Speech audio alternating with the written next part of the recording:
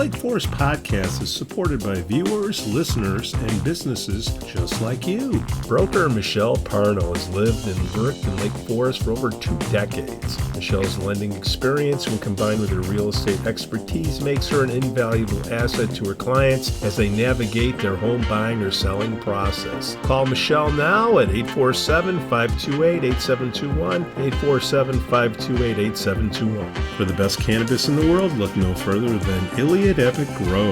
Owned by Lake Bluff's own Rich Ruzich, they are a cannabis cultivation center focusing on hard-to-find small batch products that will delight both the occasional user and ganjier. When visiting Michigan, ask for it by name. Epic Products, exceptional process. For more information, email info@iliadgrow.com.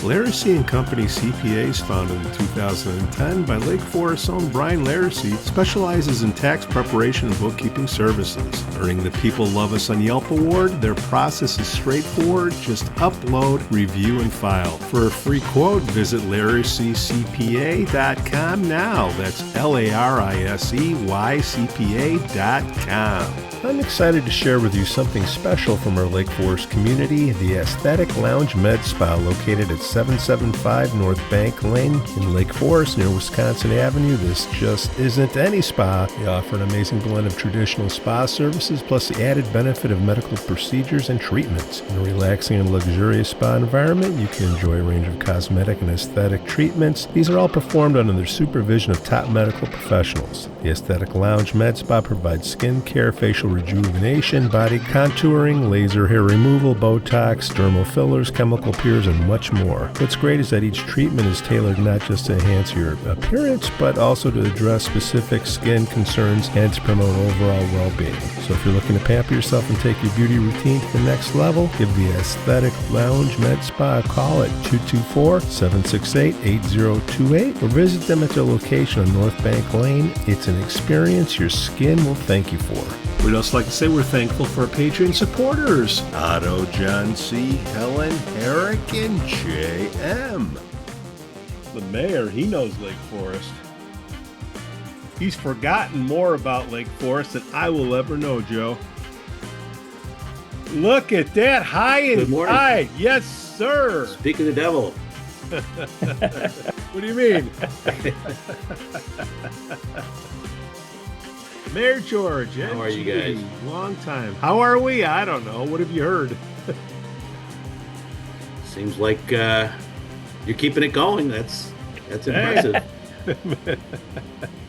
Well, you look very relaxed. It's become our primary news source in town, I think. Well, not that anybody would admit it. Oh, doesn't he look refreshed? He must have just come back from the garden. No, I've been back here for doing a couple of weeks. Doing well. Oh, nice to see some sunshine today. After oh, you are a ray of sunshine, Mayor George.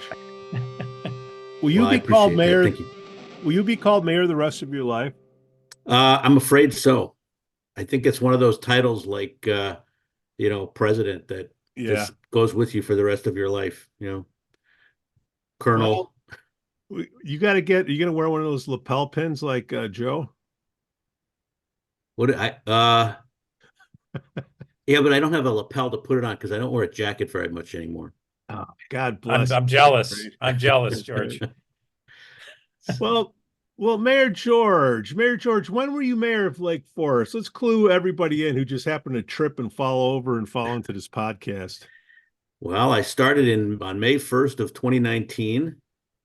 And I wrapped up my 4-year limited term on May 1st, or I guess technically April 30th of 2023. So not quite a year ago. And you've been serving Lake Forest since Reagan. 93. Yeah.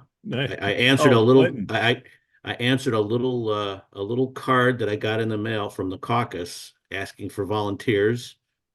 And a couple of years later, I ended up on the zoning board, and that one thing led to another. So, well, but I always enjoyed all that work. I learned a lot from it. I met and got to work with a lot of great people, and I think it's one of those things, you get back what you give, right? Yeah. Yeah, you got back what, $10 a year? Only at the very end, only those last 4 years. All the prior 26 years was all for free. Did you keep those checks? Are they like framed? No, well, one of them, the last one, they framed and gave it to me as a going away present, so I couldn't cash it. That's how Randy Tack's balancing the budget, right? Here, there it is. Yeah, I knew it. I knew it. That's not a very good picture. But yeah, that's Oh it. no, that's good. That's how we save money in Lake. We're even saving $10. And then you got a street. Where is your street? Are you jealous? No, I don't get a street. I get a street sign, but I don't get a street named after me. It's not like Chicago where you have, bull crap. We're gonna put Sister that so and so, Memorial Drive or whatever. So no. We're gonna put that on Granby Drive. That's Mayor. But I have two of them because I got one when I finished up my term as alderman too. So nice. I can only imagine your man cave. yeah, well, it has 2 street signs in it, let's just say. All right, Joe, George, what's going on in town? We got my big message for the day is to try to get as many people to come to the caucus meeting on Tuesday and vote in favor of the caucus's new slate of officers. Yeah. So Tuesday at Gorton from 7 to 8 p.m. is when people vote. And I think, it's something people don't pay a lot of attention to often, but as a result of that, it doesn't take very many people to disrupt the process. And, and there are some folks that are intent on doing that. So I think the other 98% of the people in town who are happy with the way things are going need to show up and cast their vote. Keep this all working. What's the date of that, Mayor? April 2nd, Tuesday. Tuesday, okay. Joe, I guess we got to be on air Tuesday at the Gorton Center. Yeah, we'll set up shop with Pete's big neon on air sign, which we'll get some of the folks who don't like us snooting at Pete. I prefer tomatoes versus eggs being tossed at me if anybody cares. Thank you. They wash out better. So could you explain to people what this Outlier Group is trying to do, George? I don't honestly know. I don't want to go into all the details because I don't know. I'm not part of this group, but they don't really seem to have a plan. They certainly don't have candidates to run. So it's just sort of an effort to disrupt the caucus's activities in any way possible, and it's not really not helpful. So, and all we have to do on Tuesday is to show up in enough numbers to support the ongoing functioning of the caucus. And you don't even have to stay for the meeting. Just get there between 7 and 8 p.m. and cast your vote, and then you could go home if you want. Although it would be good because the candidates are going to be there. We've got aldermen running and so forth. Actually, the alderman just ran, so I guess that's done. So. I got my card and I'll put it in there and I will show my ID because you have to show your ID. The dumbest. Unlike voting in Lake County. Dumb. Well, or in Chicago, where it seems like the state's attorney's race is. Oh yeah, they're running around trying to find as many votes as they can for Kim Foxx's handpicked successor. It's disappointing. Well, I know you don't want to talk about it, but to show up, you're going to have people saying, well, I'm going to vote down the candidates. Is that what is good? Is that what the bylaws say, George? Well, the caucus executive committee turns over every year. The whole caucus turns over every 3 years.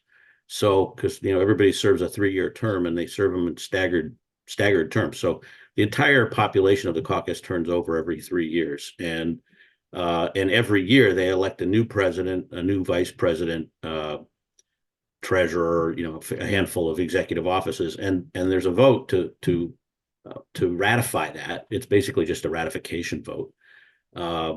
These people are the people that have distinguished themselves working within the caucus in the prior 3 years, and have decided to take the the time and energy to actually take a leadership role. And not so easy to find any of those people, regular caucus members or executive officers. And they're sort of nominated by their peers. There's a citizens ratification vote. I mean, actually, technically, we're all members of the caucus. This is just the caucus committee leadership that we're talking about. The caucus committee is basically a recruiting organization that goes around and finds people like me from under the rocks and drags them into, sometimes willingly, but pulls them into city offices for commissions and boards and aldermen and school board and library board and so forth. It's really what makes the town run. It's all volunteer. Everybody's a volunteer except for the mayor, who I guess is effectively a volunteer too. But it's been, it's given us the caucus system, while without some flaws, and every system has flaws. I think it was Winston Churchill who said that American democracy is the worst government in the world except for all the other ones.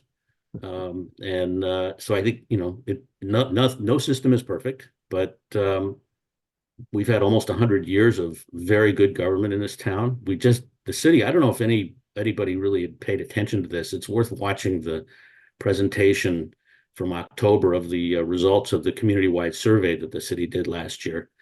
But, out of 7,000 households, they got a 21% response rate, which is unheard of. So, and it's probably a 20-25 minute thing to fill out. So it's not an insignificant effort. So, I mean, normal surveys, maybe you get 2%. Yeah. Maybe with a community survey, you might get more because of people being involved, but 21% is unheard of. So there's lots of engagement here. And the top line, well, there's lots of detail, and the whole survey is available on the city's website. But 98% of the people who responded to the survey rated the overall quality of life in Lake Forest as either excellent or very good, which is by the survey administrators' experience, again, just extraordinary. And every one of the major city services was evaluated to be, higher of higher quality and more respected than in the standard, and also with a more selective group of comparable communities. So it's just it really provides data behind this that says, look, things really are running pretty well here right now. It's a snapshot. But they say the grass is always greener on the other side. Well, we're on the other side. The grass is always green in Lake Forest, right? Yeah, exactly. So, but it's been, it really is a testament to, we've got low municipal taxes. We have rock solid financial situation for the city, and a very happy public. So at least 98% of them are. Yeah, till our tax bill comes out. Anybody want to touch that? Oh, well, that's not the city. He's got an opinion. Well, I think we need to support the schools. I think we can't afford to have schools that aren't up to snuff in terms of the physical facility. So yeah, I think there's certainly a need to invest in the infrastructure. How about financing? All I can say is the city, when we raised money for the turf fields last year, we did it in a way that dovetailed with other bonds that we had, being paid off, so that there really was no impact to our overall debt service. And the way we did that was we issued the bonds with an interest-only period, so that the principal payments, which are actually a larger portion, don't kick in for a few years. Mayor, that's a method the city's used over the years to balance out our debt service payments. As I'm pitching in my $1,000, and you guys are too, how could they have done that differently? Because am I looking at this wrong, Mayor George? They got the interest up to like 15, 16 million. Can we have that back as a rebate? Why do they get to keep it? I'm not familiar enough with how their balance sheet looks. All I can really do is talk about what the city has done to balance out these payments over time. Well, if the city had to get 106 million, and instead of getting it all up front, remember, we're at the bar. We're just trying to understand things, and we got to figure out something to, bitch about. If they take it in a lump sum, that costs the taxpayers more money, and it increases the amount of money that they get, then why doesn't the city do it that way too? That sounds like a great gig. Well, we've looked at, I know over the years, actually, there was some local citizens early in my term, or I think maybe right before I became mayor, were suggesting that what the city ought to do, given interest rates being so low and our really good credit rating, we should go out and just borrow a bunch of money, issue a bunch of bonds, and just sort of put it in the bank for a rainy day. The problem is that there are regulations that prevent municipalities from doing that. If you raise money, it has to have a stated purpose, and that purpose has to be executed within a certain amount of time. And I don't know what they might have been looking at. I think it was necessary for them to raise the money. I'm not. I'm a supporter of making sure that the schools are kept in good condition. So well said, George. Joe? Well, let's back to the city. So you talked about this survey of residents, and what'd you say, 98% approval of city services. Yet we have this group that wants to not, I guess it's not really reelect, because the officers move up, right? So Joe Arridy, who is now the vice president, would become the president. And I don't know the other names off the top of my head. But if the caucus is directing the city, I mean, helping pick the leaders of the city, be it at the council, the mayor, the commissions, everything, and people are happy. I mean, the part I don't get is, what is it they want to change? I mean, to me, there's no burning issue citywide that necessitates a change. I get it that the folks that live by the train tracks were upset about the trains, and people next to a box being built were upset about it, supposedly, and stuff like that. But I don't see a citywide issue here. I mean, what's your take on this? I think it's some people are dissatisfied with how things went 2 years ago, and I don't know that I haven't seen anything sort of constructive to recommend how it ought to be different. It's just lingering frustrations with some things that didn't go the way they wanted them to go, and that's life. But I think going back to the citywide survey, when 98% of the people surveyed, and it's a completely statistically significant, very strong sample with if you watch the presentation to the city council, which is, as you can see there, each survey took approximately 15 or 20 minutes to complete. That's based on our online survey administration methods. And overall, there's about 7,000 households in the community. We were able to collect 1,450 completed surveys, which gives us a response rate of about 20%.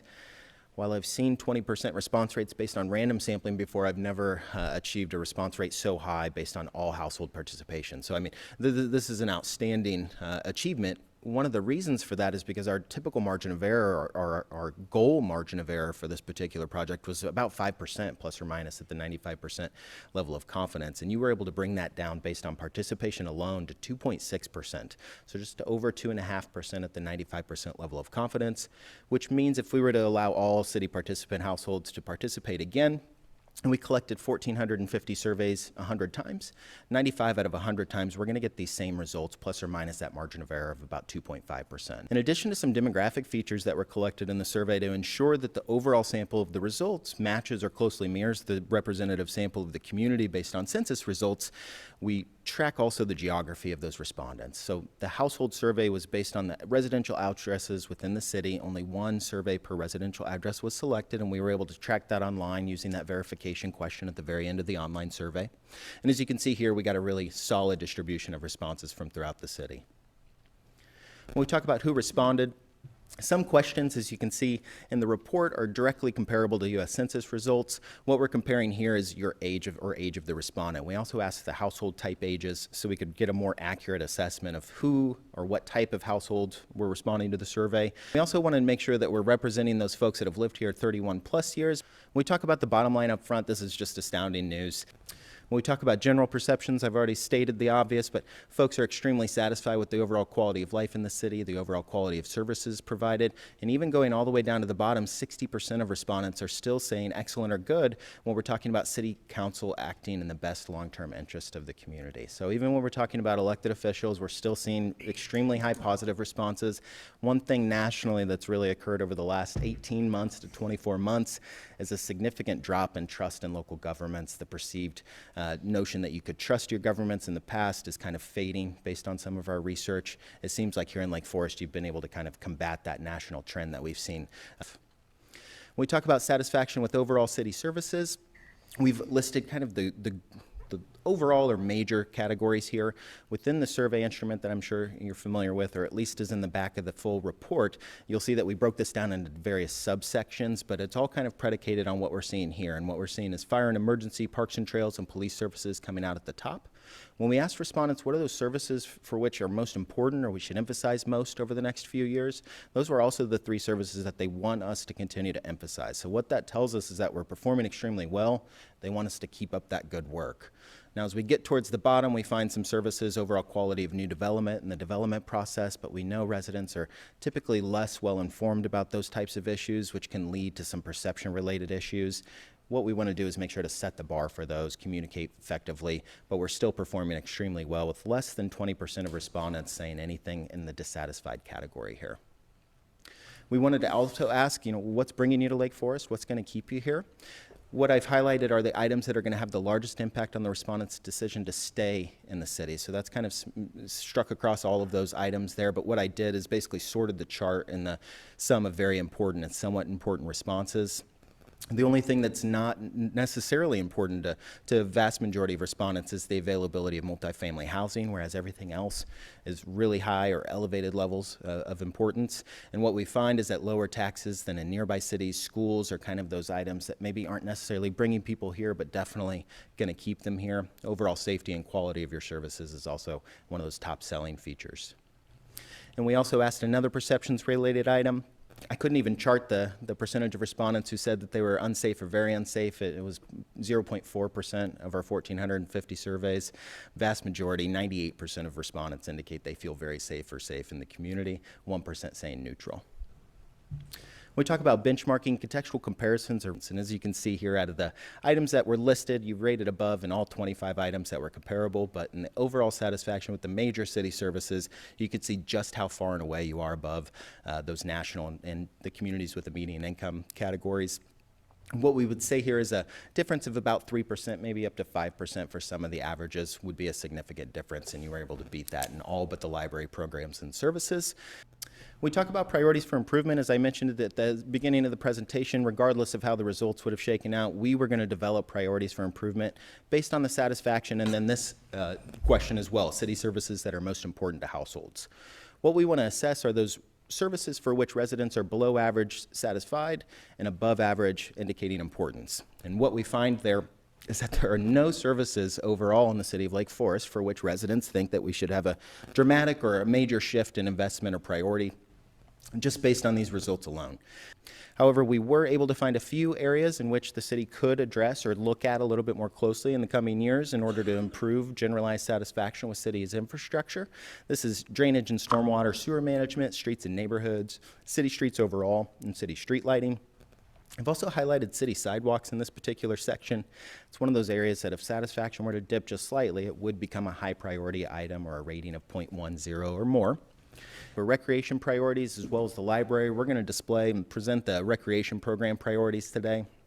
This is an investment priorities tool that we use nationally for parks and recreation.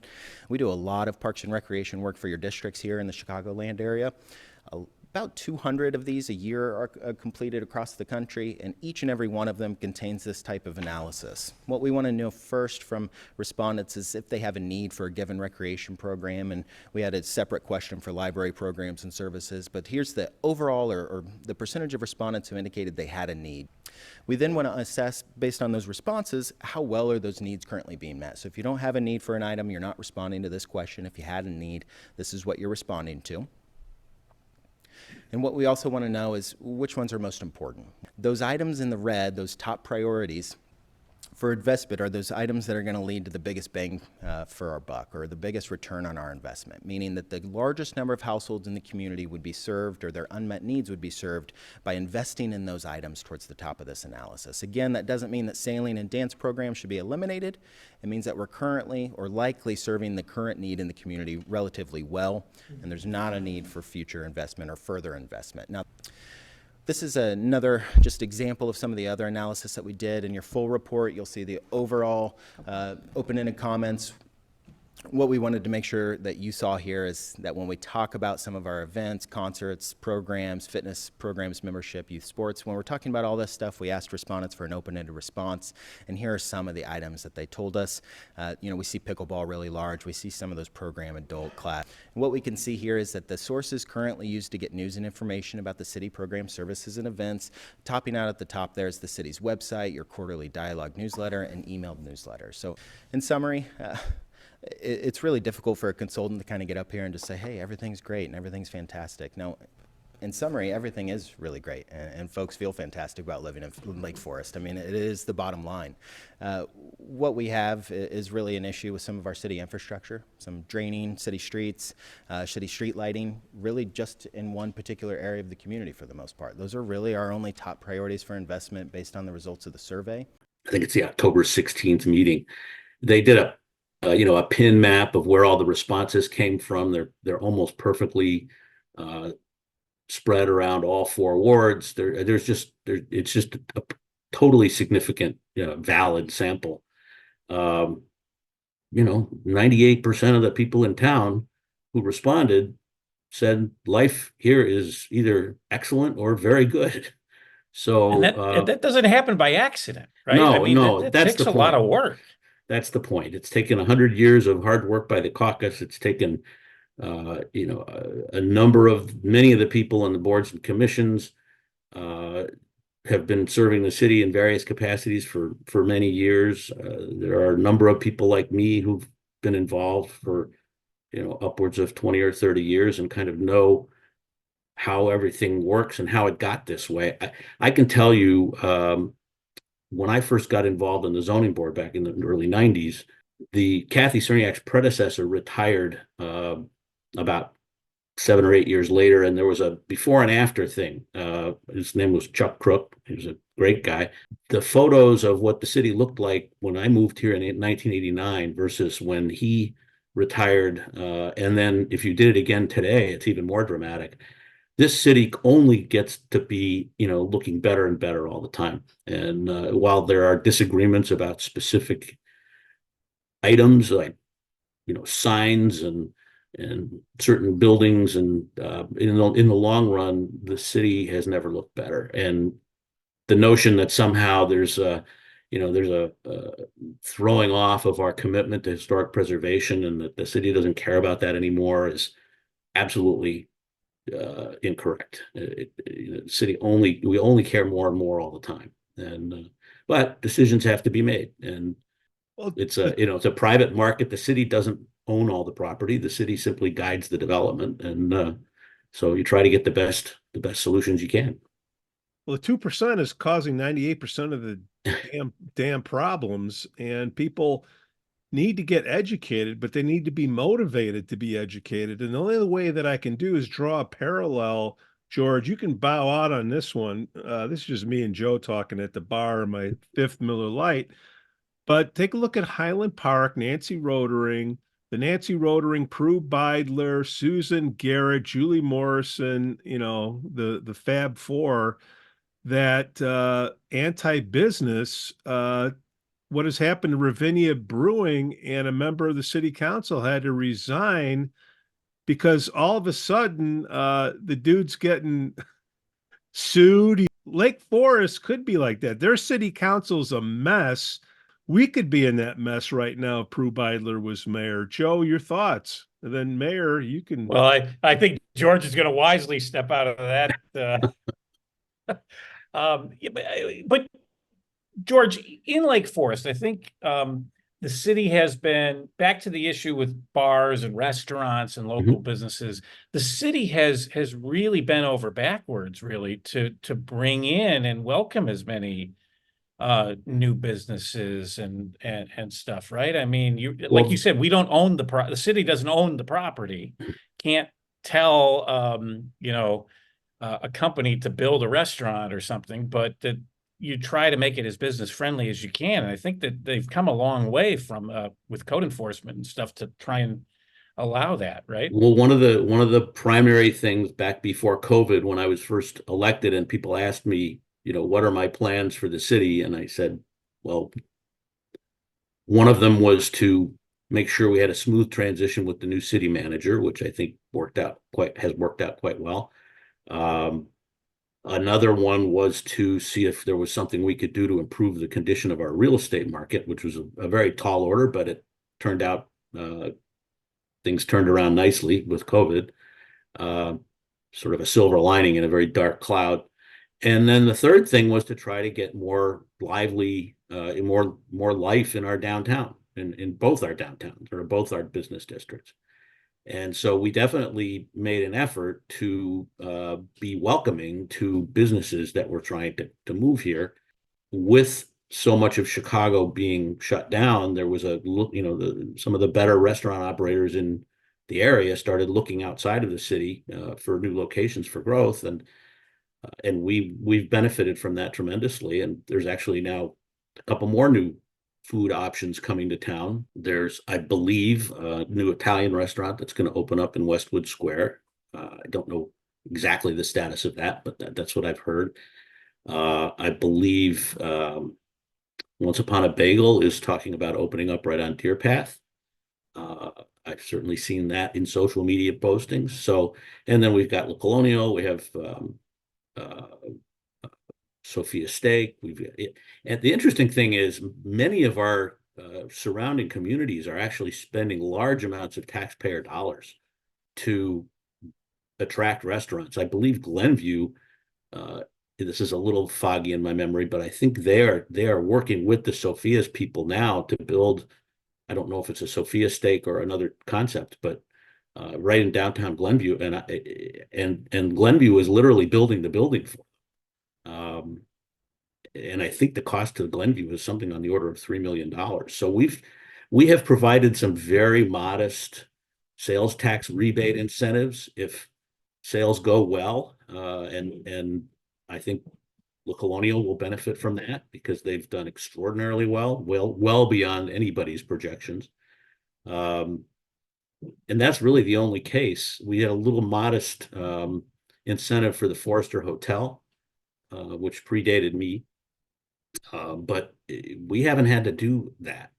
We have just kind of made ourselves welcoming and helpful, and our population is sufficiently committed to eating locally and shopping locally that these people are all doing very well, and we're not having to subsidize them. So, and I believe Highland Park just made a deal with a restaurant operator. I don't remember exactly who or where, but wasn't Ravinia Brewing.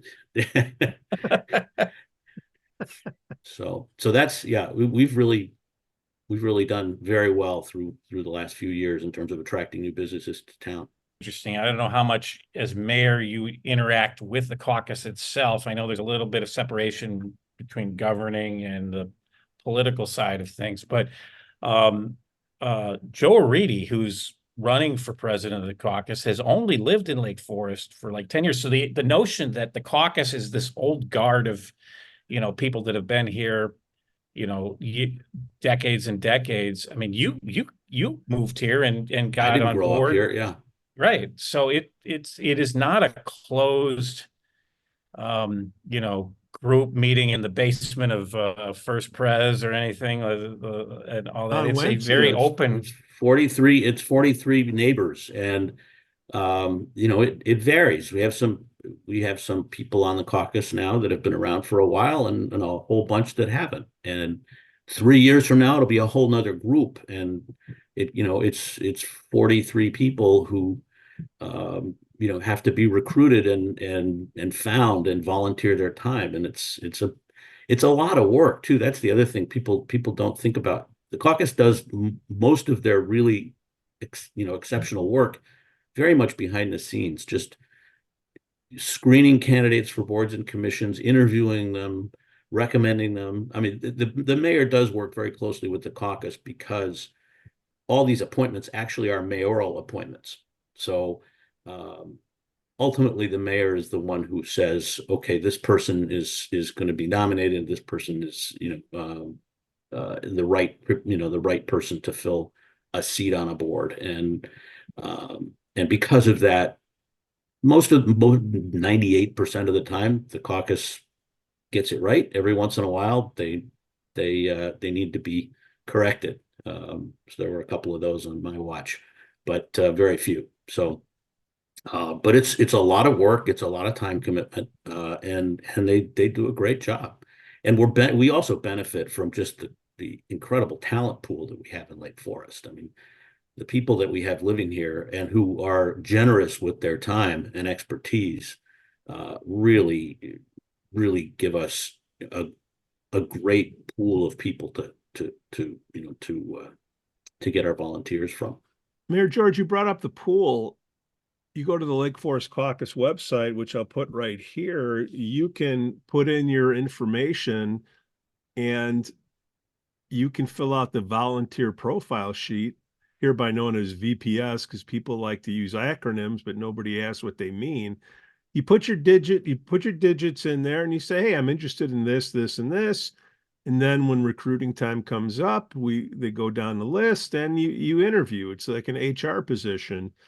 And, there's a newcomers club and there's the caucus. Hopefully you do the newcomers club first, and you get to know what's going on, and then you come on the caucus, put your name in there and volunteer, make a difference. It is a lot of interviewing. It's a lot of vetting. It's when I say vetting, George, that means that you're trying to sniff out a bias, right? Yeah, some people want to do this simply because they love the community and they're willing to volunteer their time and they want to contribute. But every once in a while, people, whether it's a political agenda or a personal agenda for their own visibility, or every once in a while, it becomes pretty clear that people are helping, using their positions in the city government to enhance their professional careers. There are a number of sometimes it's a grievance of some sort, but so you have to sniff out those motivations and try to find, and the caucus does an exceptional job of doing this. Find people that are doing this for the right reason, because they really love the community and they want to contribute. So fill it out, join, be part of the solution, not part of the problem. And it's easy to get a group together to point out problems. You got Parents Care and you got these my terms, left wingers over in the Lake Bluff for Transparency group that because they record their podcast in Lake Bluff.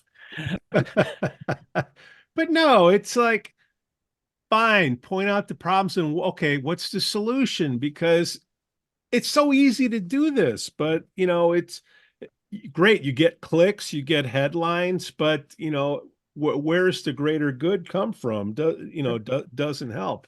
We got a system in place for 90 plus years, and I think it's 90 plus years. And the alternative is whoever has the most money gets to run things, right, George? So it's not perfect. It's got warts. It's only as good as the people that you put into it, and we have to build up the recruiting in there so we have a greater pool to pick from, don't you think? Well, I think it's a classic case of if it ain't broke, don't fix it. It's been working. It's not perfect.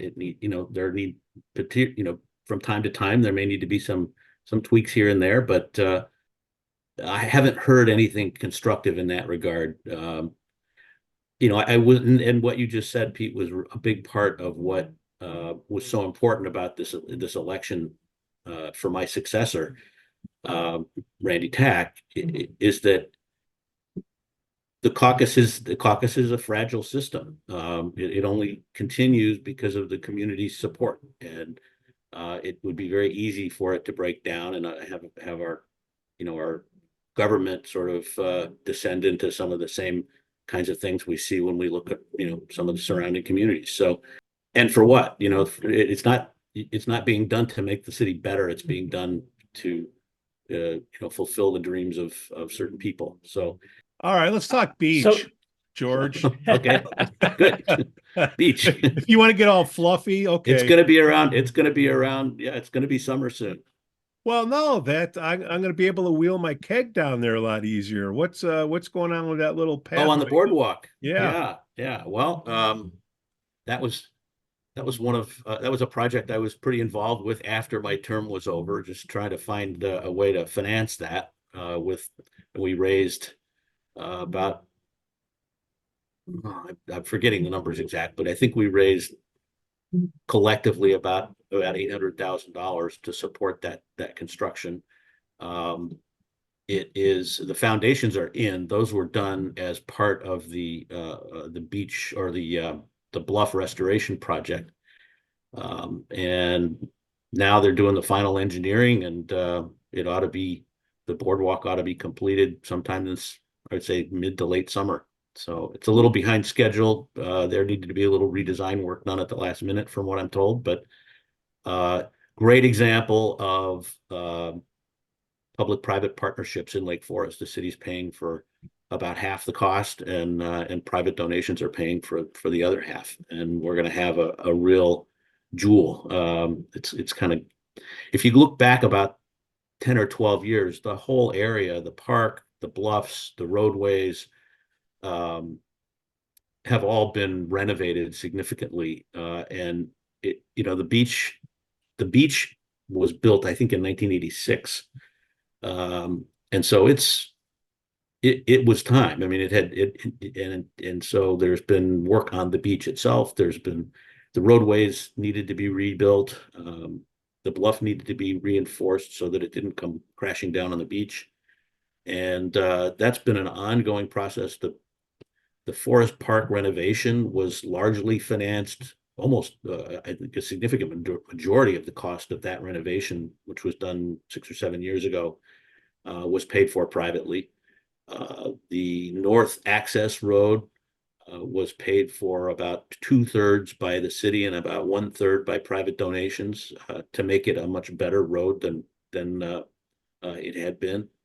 And now the boardwalk is also a significant amount of private, contributed dollars. So that's a history we have here in Lake Forest that is unusual.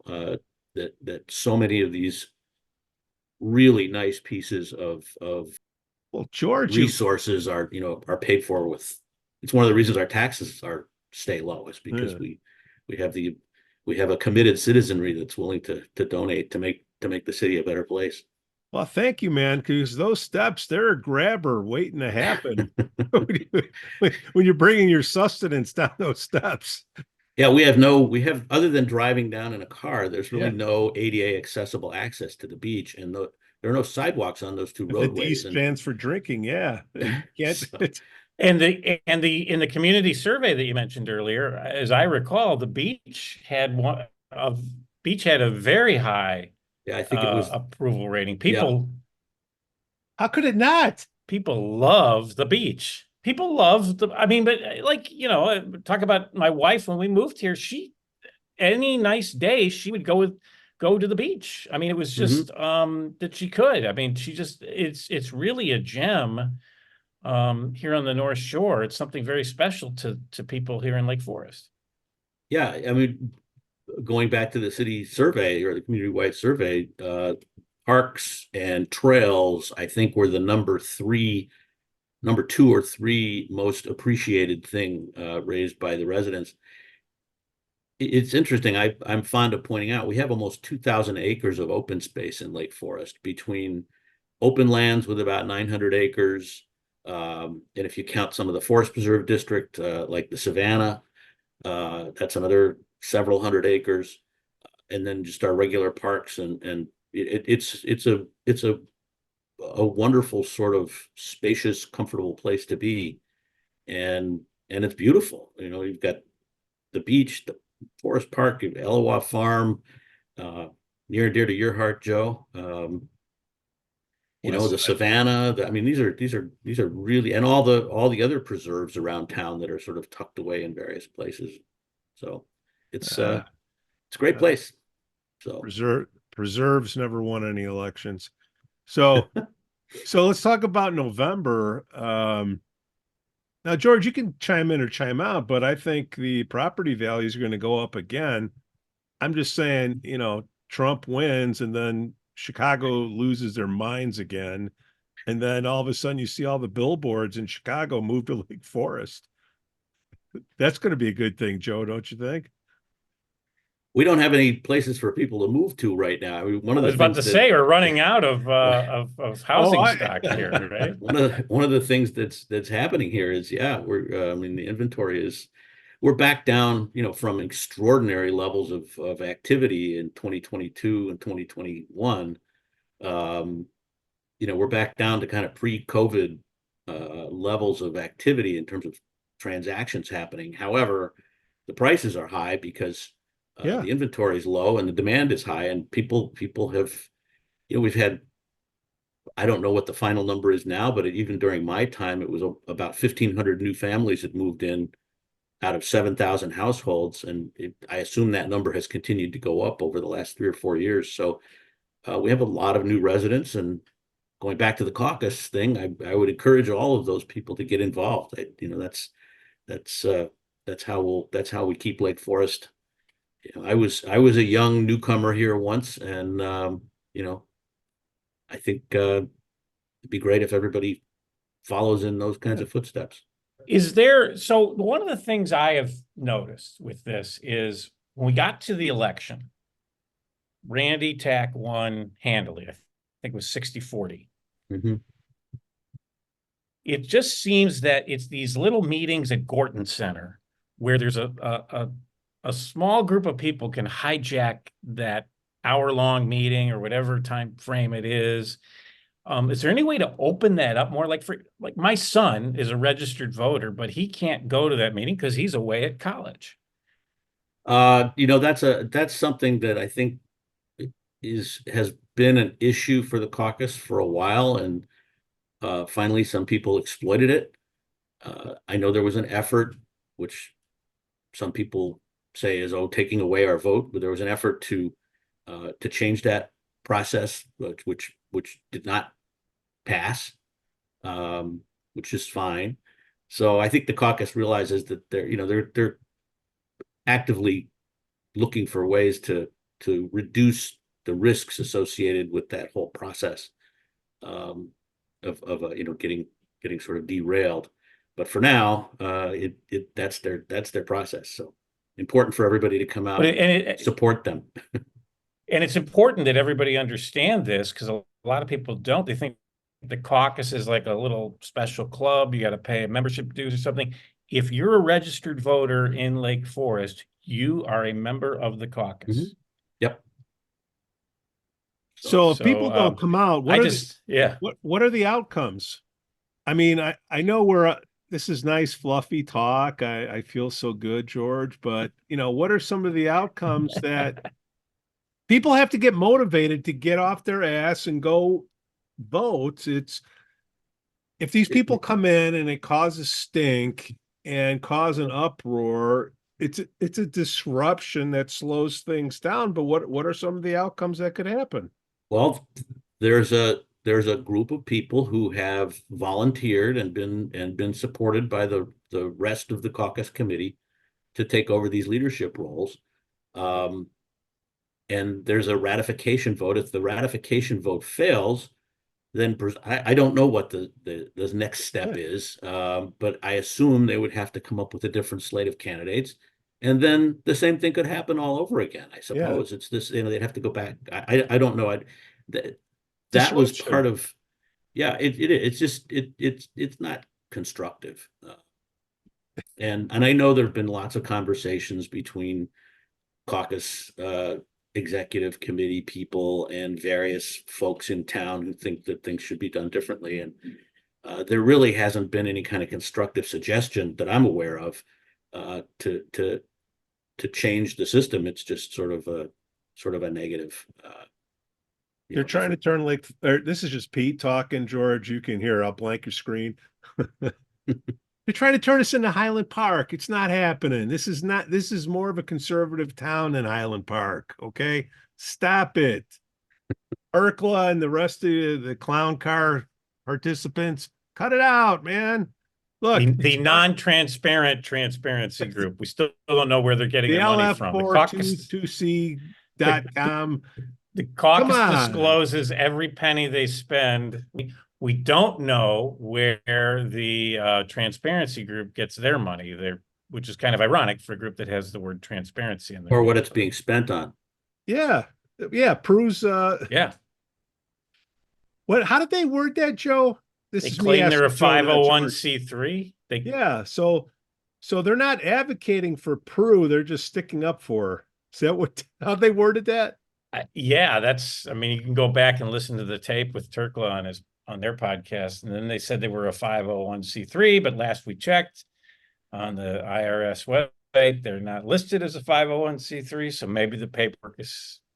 I can't get past all the gum chewing, who knows, and sniffing. Yeah, it's just, well, it just seems like, as you said, George, it seems like it's an agenda driven by personal ambition and not really by public policy. I haven't seen anything really anything by way of constructive suggestions for how to make Lake Forest a better place. Right. I know some of the people on there. One of the people I served with on the caucus is part of that thing that had an opportunity to change things for the better and didn't. Why? Because I was on the caucus. I know it's 3-year term. I only lasted 2, George. That's all I could get before I peaced out.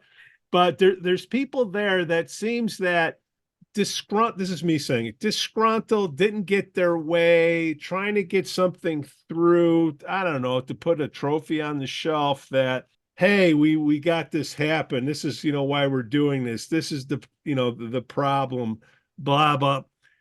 Solution. So I take them, I take Parents Care, I put them over here, and I say, look, I'm so happy to live in Lake Forest versus the northwest side of Chicago with all the crap that's going on there. Okay. You think it's bad? Go down there. Take the Pulaski bus south, go to Archer, and hang around there for a while. Let me know if Lake Forest is so bad. Joe, your thoughts? I agree. Having moved here to get to a better community, as did George. So yeah, but like George said, we've seen other communities had caucuses and they've either fallen apart or have become a caucus in name only and have basically become an extension of the local Democratic Party organization, or in some places the Republican Party organization. And the caucus has really tried to stay out of, national politics and all that and just focus on let's run Lake Forest, and done a really good job at it. And like I said, Northbrook just did a 10-cent bag tax. And they used to have a caucus. It's pretty much now controlled by one group there. And there's probably some other examples, but so the caucus system is unique. And it's highly structured, but it's something that anybody can be a part of and volunteer their time, right? Like you did. But George, I got to ask you, you can go to a board or a commission position like that. I've never actually been on the caucus committee in all these years. So. Sure. There's many ways to serve. Are you jealous? We watch the city council meetings. And they're over in 10 11 minutes. 11 minutes. I cannot run a podcast on 11-minute city council meeting, George. We need you back. Bushman. Your meetings, are you jealous of are you rubbing it into Randy somewhere in town? We talk or is from he time rubbing to it time. into you? It's a function of personalities and issues, and right now things are really on a steady keel, and you've got a council that works well together. And so, and we had some short meetings during my tenure. They didn't tend to be. I don't think we ever got 10-minute meeting. I think 11-minute. We used to when there was a famous time when John Looby was an alderman, he was the mayor pro tem one evening for a meeting. This was before I was even on the city council, but not long before. And he ran that meeting, and I think it was over in, I don't remember. He would know the exact number of minutes, but it's something on the order of 15 to 20 minutes. And we just have ever since, we've referred to that, that kind of a meeting as a Looby. And now Randy, we're going to have to call it a Tack now. I guess John's lost his claim to fame. But that, those things happen every once in a while. It's not common,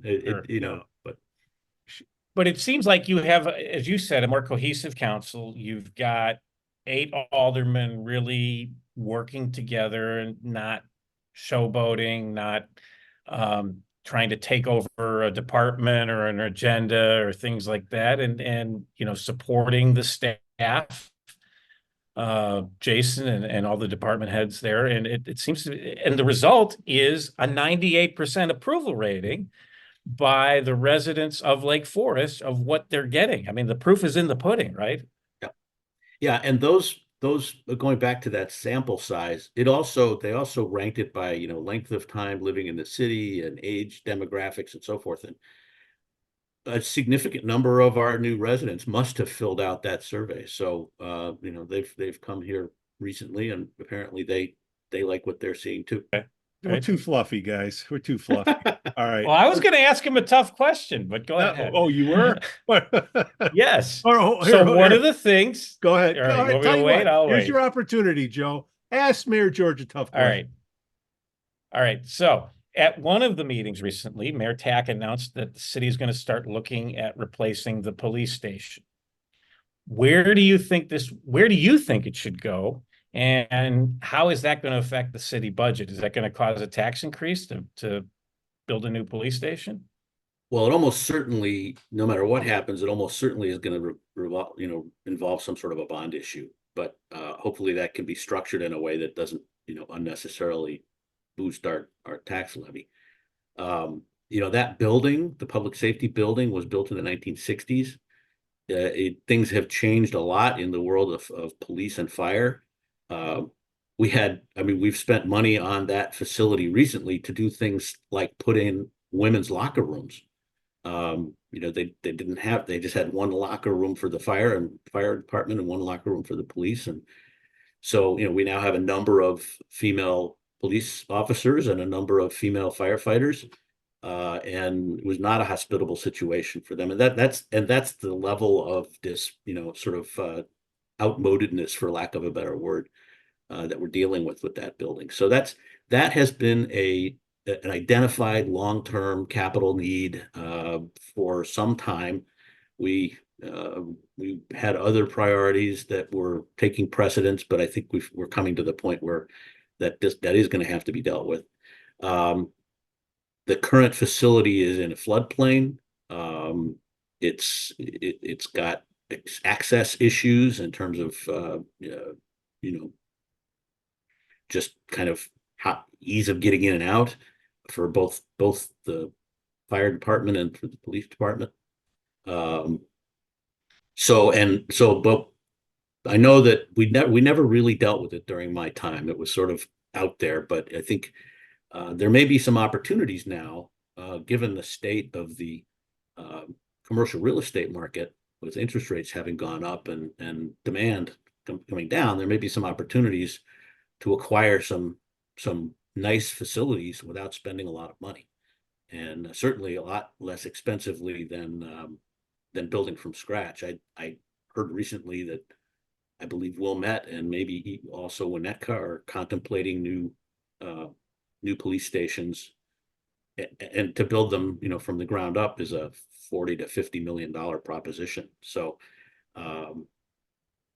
well, you got to take care of the coppers, George. Oh, absolutely. And actually, they were ranked, right at the very top of the of the city services by our citizens, police, fire, and parks. So, so if an opportunity presents itself to execute on that at a significantly lower cost than having to build from scratch, then I think it's only prudent for the city council to take those opportunities.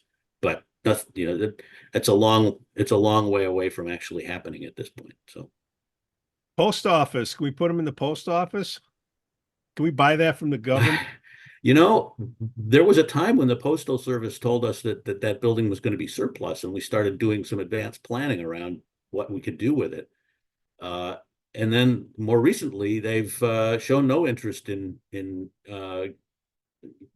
dropping that facility. I believe, the post office makes, as I understand it, they make most of their money on what you and I would call junk mail. Junk mail. And because of Lake Forest's strong consumer market, strong consumers, that post office, I guess, generates more than its share of junk mail, which is profitable for the post office. So what I don't get is that there's essentially two post offices right in Lake Forest, right? There's the Did you do that again? Who put up the balloons? Yeah. I don't. That's a hand I don't know. signal. I just went like two, and I don't know. But there's the beauty of Zoom, the post office downtown that we're all familiar with, the beautiful building. But then there's that facility out on Bradley Road, where the mail is. I'm told that's where the mail really gets sorted. Yes. In that facility out in Bradley Road. Would there be any talk of just putting the whole thing out on Bradley Road, and then Chicago, the old post office by the expressway, got redeveloped very nicely. It took a long time, for them to do it, but I think it worked out pretty well what they've wound up with there. I mean, any thought to that here, or I guess it's difficult to deal with the Postal Service, right? I think, it's a pretty. I've dealt with them in other capacities in my career, and it's a pretty much of a black box. But generally, they've kept storefronts in downtown areas or nearby. I think Bradley Road is a pretty remote location. It's more or less of an industrial facility out there. But when I first moved here, all the mail was processed in the back of our post office, and it was a busy place, and it was pretty clearly outmoded back then. So I think Bradley Road is much more modern, and but we talk to them every once in a while, especially when we're getting involved in downtown sort of CBD long range planning. And as the last I heard, they weren't going anywhere. So last thing on the list, and we will get you off the semi-hot seat, George, because we love you. The caucus, we got O'Reilly coming in, stepping in. The vice president turns into the president. And what we haven't talked about is Regina Etherton. She's going to be the next president. When I was on the caucus, I had a beef of, but I wanted a more democratic process on who to vote, to be the next leader, because what could happen is you say the mayor doesn't have any power. Well, this, George, you could reject all the caucus people coming in. It's just advice. And you get the wrong person in mayor, and they'll keep rejecting till they get the people that they want, fill up boards with who they want and all that. And you could get things running astray if the wrong people get in there. So just look at what's happening in Highland Park, the city council. Look at Ravinia Brewing. We don't have any of that in Lake Forest. We're more of a conservative town. We're not right wing. We're right wingers. We are common sense people. Don't do that. Look at see what's going on. Come out on Tuesday, turn in your little card, and scoot those little out the door. You can't say anything else than that. No, you said it all. Yeah. Yep. Now, come out Tuesday. Look, it's got warts. And the history of this podcast, look, you can call me a hypocrite. I've been for the caucus because I interviewed all the candidates on the school board to get them going. Then I tried to help improve the caucus, and I was against it. Then new people came into the caucus. Now I'm for it. Okay. Joe O'Reilly, stand-up guy. Regina, I don't know her at all. George, do you know her at all? No. Okay. We didn't cross paths. Yeah, okay. So that's going to be the next leader. I know what Joe's going to do. I don't know what Regina's going to do, but I trust in Joe O'Reilly. And then Tuesday, let's see what kind of S show it's going to be with those people. Maybe they'll get their day. Maybe we should all give them like little stickers or badges and say, hey, good job. Here's your gold star.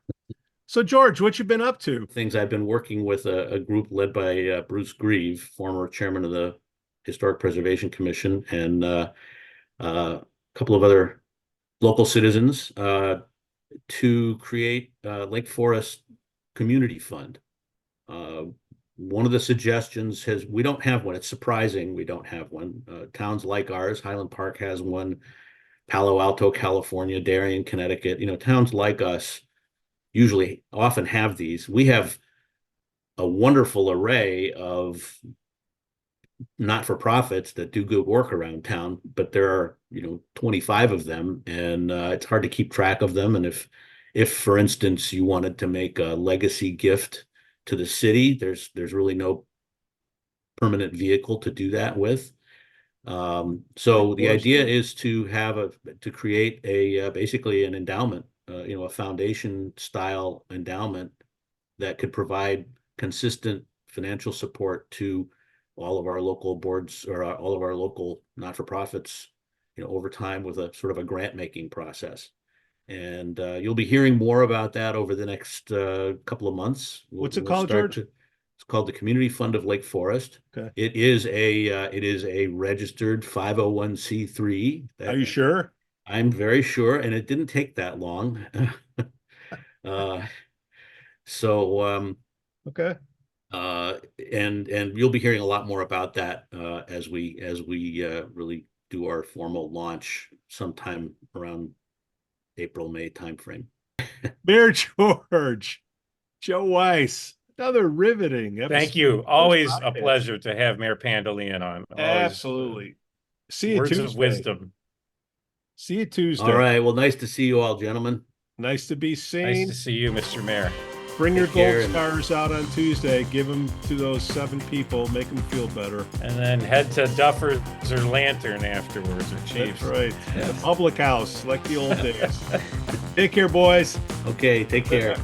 Thank you. The Lake Forest Podcast is supported by viewers, listeners, and businesses just like you. Michelle Parno has lived and worked in Lake Forest for over 2 decades. Michelle's lending experience, when combined with her real estate expertise, makes her an invaluable asset to her clients as they navigate their home buying or selling process. Call Michelle now at 847-528-8721, 847-528-8721. For the best cannabis in the world, look no further than Iliad Epic Grow. Owned by Lake Bluff's own Rich Ruzich, they are a cannabis cultivation center focusing on hard-to-find small batch products that will delight both the occasional user and ganjier. When visiting Michigan, ask for it by name. Epic Products, exceptional process. For more information, email info@iliadgrow.com. Laracy & Company CPAs, founded in 2010 by Lake Forest's own Brian Laracy, specializes in tax preparation and bookkeeping services. Earning the People Love Us on Yelp award, their process is straightforward. Just upload, review, and file. For a free quote, visit LaracyCPA.com now. That's LARISEYCPA.com. I'm excited to share with you something special from our Lake Forest community, the Aesthetic Lounge Med Spa, located at 775 North Bank Lane in Lake Forest near Wisconsin Avenue. This just isn't any spa. They offer an amazing blend of traditional spa services plus the added benefit of medical procedures and treatments. In a relaxing and luxurious spa environment, you can enjoy a range of cosmetic and aesthetic treatments. These are all performed under the supervision of top medical professionals. The Aesthetic Lounge Med Spa provides skin care, facial facial rejuvenation, body contouring, laser hair removal, Botox, dermal fillers, chemical peels, and much more. What's great is that each treatment is tailored not just to enhance your appearance, but also to address specific skin concerns and to promote overall well-being. So if you're looking to pamper yourself and take your beauty routine to the next level, give the Aesthetic Lounge Med Spa a call at 224-768-8028 or visit them at their location on North Bank Lane. It's an experience your skin will thank you for. We'd also like to say we're thankful for our Patreon supporters, Otto, John C., Helen, Herrick, and J.M.